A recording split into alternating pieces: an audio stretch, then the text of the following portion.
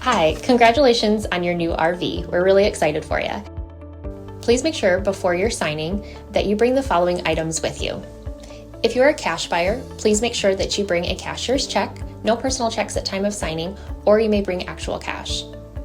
If you're a finance customer, please make sure that you bring proof of insurance listing your specific lien holder. If you need that information, please call us ahead of time.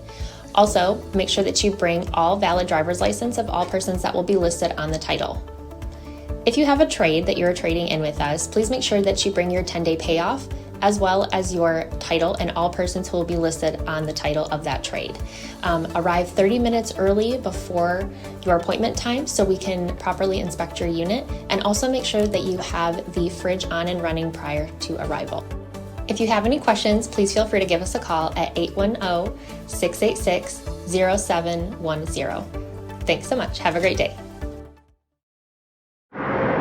Hello, this is Mike with TradeWinds RV Center, here to congratulate you on your Heartland North Trail 26 FKDS travel trailer. I'm going to walk you around it, show you how to use a few things to get the best out of your camping experience. Let's start by talking about arriving at the campsite. A few things to take into consideration when parking. On your campsite, you're going to have that big old awning to come out.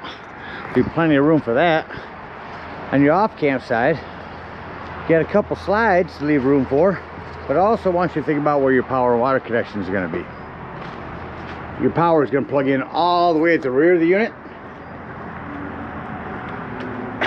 Literally on the end there. And then your water is going to plug in all the way at the front of the unit.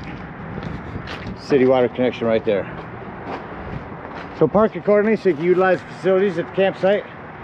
Once you arrive and unhook your hitch, first thing you do is level your unit. Night docking light, should you arrive at night, simply retract to lower, extend to raise. And should you lose power, there's a manual override right here for a hand crank. Get that up and down. Speaking of power, check your battery post when you arrive, make sure those haven't wiggled loose. Once you got your unit level, next thing you do is stabilize it. The unit is equipped with power stabilizing jacks.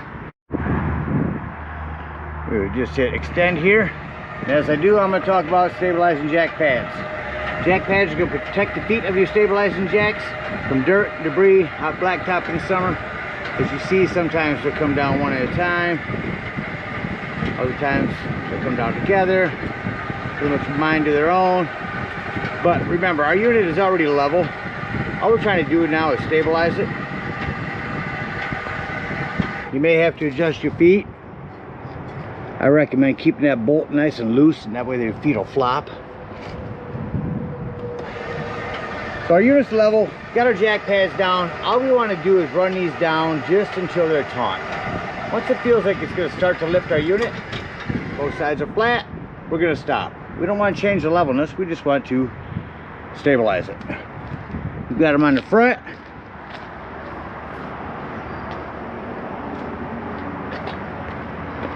Same thing back here in the rear. Not as far to come down back here. It's got unit level and stable. Show you that they also have, both of them front and back, a manual override crank. A little slot in those. Get that slot lined up, and you can bring these back up or down if you lose power.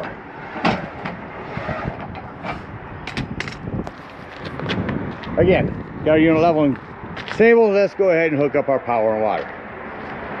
Again, your power cord is on the rear of the unit. On the rear of the unit, big long 50 amp cord. Where they go in now is you'll line that slot up there, wiggle that in, and then turn it to your right, and put on your black washer. At the end of that 50, if you need to plug into a 30 somewhere, in your convenience pack you get a dog bone. It'll bring you from 50 down to 30. And if you need to plug into a 110 somewhere, 30 to 15 reducer, it'll go on the end of that. Got your power hooked up. Let's hook up our water.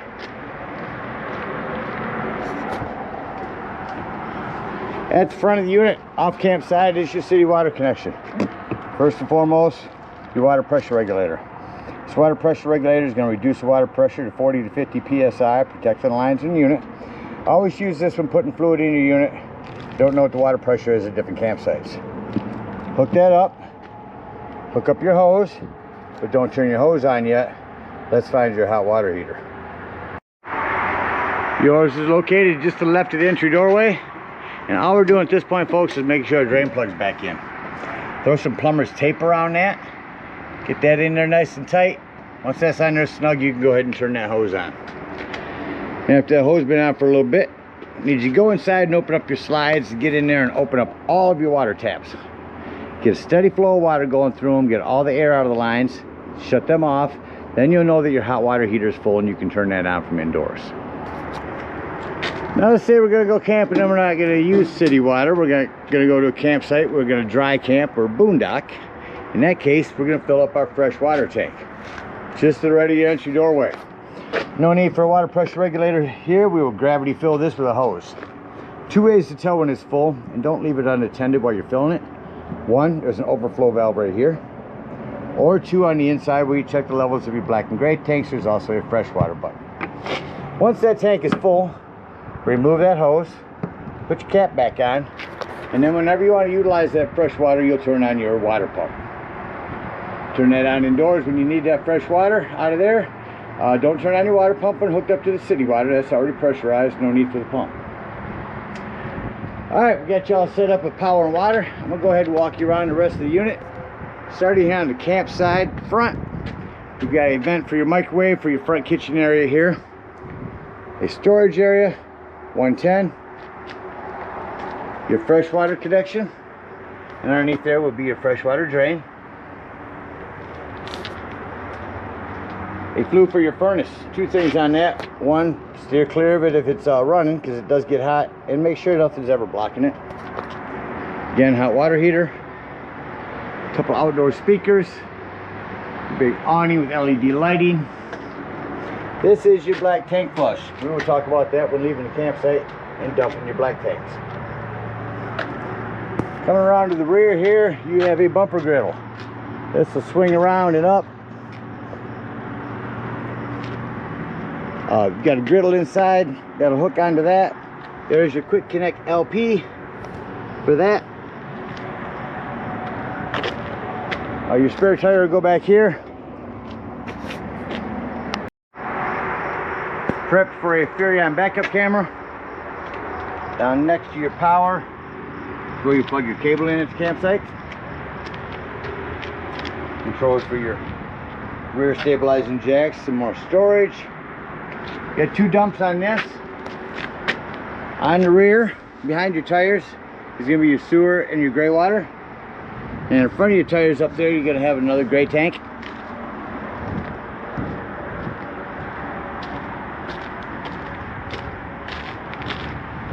On the front, your stabilizing jacks. You actually have three dumps on this. Two grays up here and a black and gray in the rear. We'll talk about those when we close the unit up and leave the campsite. Your propane does come with a cover. It's on a regulator. Lefty loosey to open. Point it toward the tank you wish to be using. Well, it covers everything out here. Let's go take a look on the inside. Coming up inside the unit, first thing I always like to point out is the fire extinguisher. Make sure that you and everyone that's camping with you knows the fire extinguisher is located at the entry doorway in case of an emergency. Just down to the left of that is going to be a 12-volt carbon monoxide propane detector. The reason I say that's 12-volt, that is always running off your battery. No matter where you're at, plugged in or not, this is running off your battery. So if you are out dry camping, you're going to be gone for the day. Disconnect one of your battery posts up front to keep this from running your battery down. Slide controls, awning.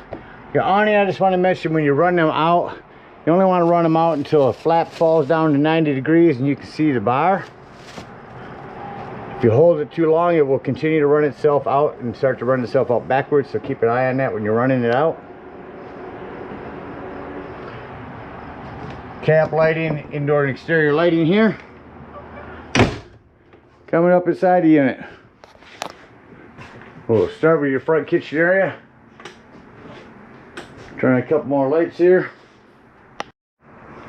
We have our Everchill fridge.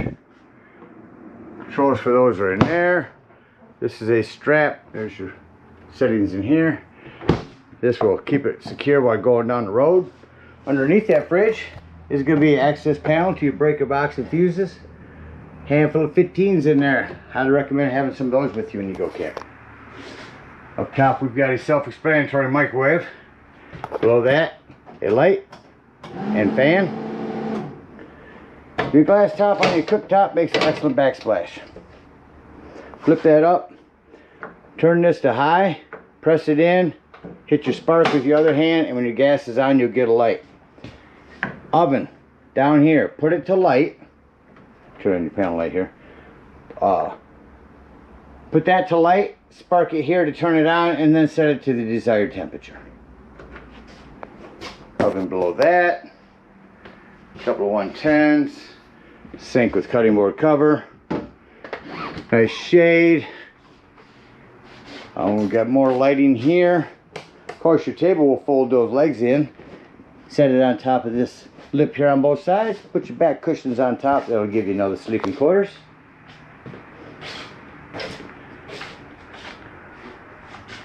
Recliner here. Will lift up and lay down like so. Then you can pull this part all the way out. So it's a little difficult to do one-handed, but this bottom part will pull forward. You'll grab this mattress pad out of here, close this back down, lay this bed down, throw this on top, yet another sleeping quarters. Putting it away, jackknife this back up, open it up. Set it inside.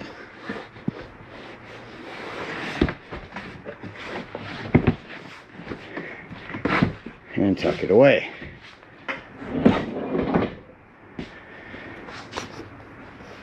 TV, sound system, indoors, outdoors, and we'll pick up anything out here, but there you go. Set it off in here. 2 is inside. Getting stuck in my head every time I hear it. It's fireplace. Not just for looks. Use this to heat up your campsite, your trailer when you're cold in the morning or evening. It'll get it toasty in here in no time. In your bathroom, just want to mention your shower. Make sure you keep that snap closed for travel. You also have 110 with GFCI reset in here. And a control panel where you can read your brand new batteries. Fresh tank, black and gray tanks. Here's where you turn on your water heater if hooked to gas, your water heater if hooked to electric, and it does make a difference. Here's where you turn on your water pump. Come back into our bedroom. So I mentioned we've got a little bit of storage up underneath. Here's closet. You're prepped for a TV here. Cable and 110. Hand crank open vent there. Also want to show you a separate entryway into your bedroom, and over here is your thermostat. Control fan, cool, and heat from here. And that has to be off. That about covers everything in here. Let's act like we're leaving the campsite and close the unit up. I'll start by shutting off our bedroom lights back here and walking through the unit, shutting off any lights that can't be controlled from up front, securing that, closing all vents. You have an exhaust on this one. We'll come to my control panel, shut off all my lights, and then I can look around and see any individual lighting I need to shut off.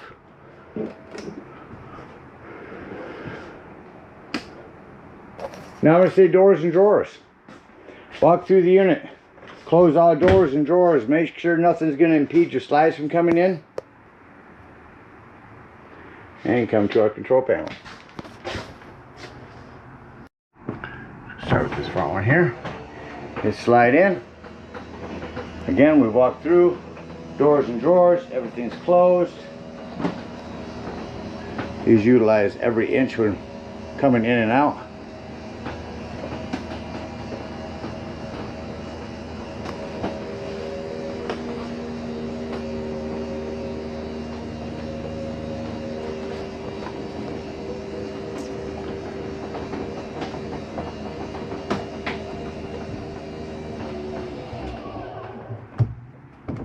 Go to our rear bedroom. You can hear that one coming in. You'll hear when it stops. It's a pretty shallow one.